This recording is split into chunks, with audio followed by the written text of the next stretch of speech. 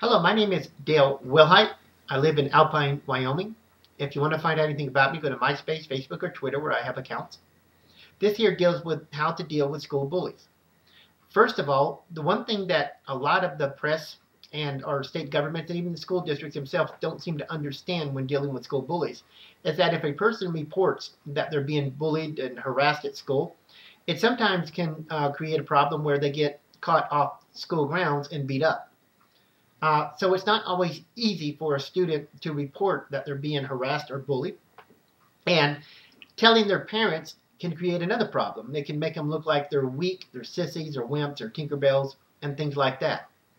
That's something I think that the press, dealing with the subject of bullies has failed to understand. And if they do understand, they fail to report it. It's not that easy. You just don't up and run to the principal and say, I'm being harassed and bullied.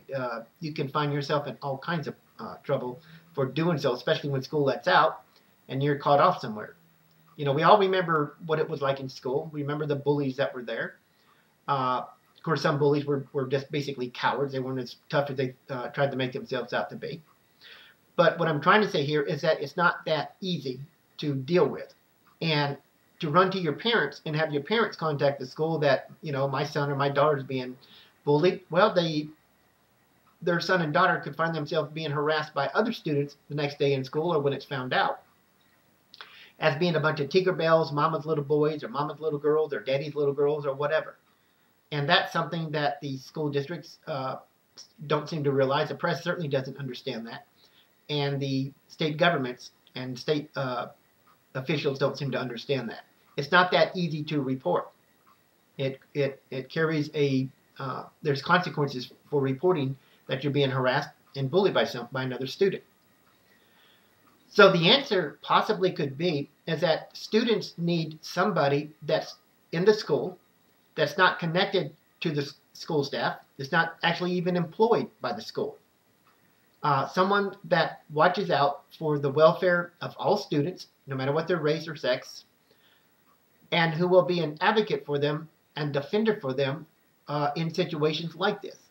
So that means if a student is bullied, the student can contact this person, who might just be a volunteer, who will confront this bully, maybe by taking this bully, asking for the principal, and confronting this bully and have a meeting with him or her or them. It could be more than just one, and sometimes it is.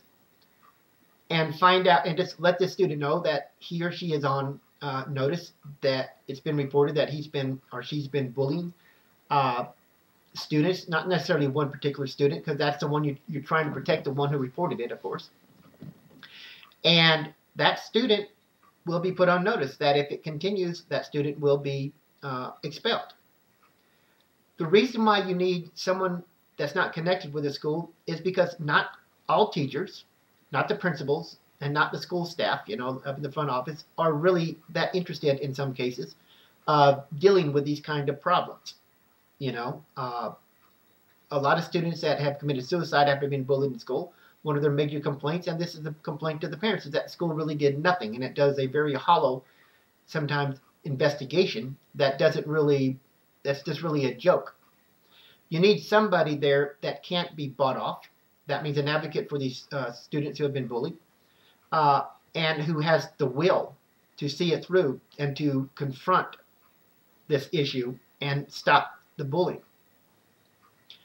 The first thing you have to do, though, and what such an advocate could do, is put the student that's accused of the bullying on notice. As I've said before, let them be aware that they're being watched now, and that they are considered as bullies now.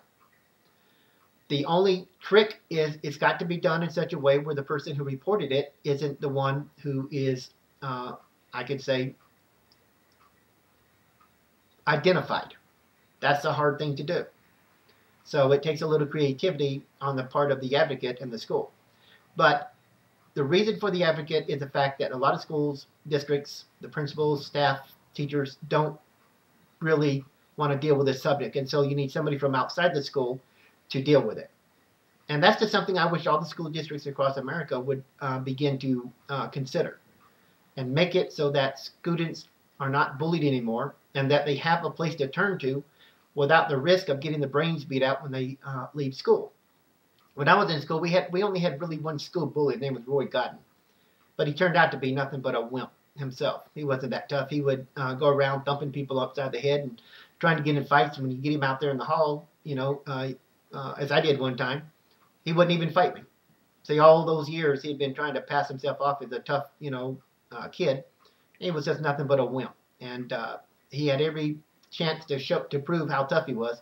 And when he had the chance, he backed down. And that's what I learned about these school bullies. A lot of them are not as tough as they make themselves out to be. They sometimes are bullies because that's the only way that makes them feel alive. It's the only way that makes them feel that they are somebody. That's what they've chosen. Just like a person who's a racist, like in school, we had racists there.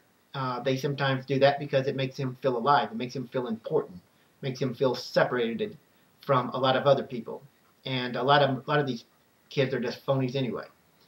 But there are school bullies out there that are very dangerous, and that's why I believe that they need to be dealt with right from the beginning, and kids need to know they have somewhere to go, to somebody that will listen to them when they're being bullied, and they can do so in a way in which they would not become a target after school by that bully or bullies.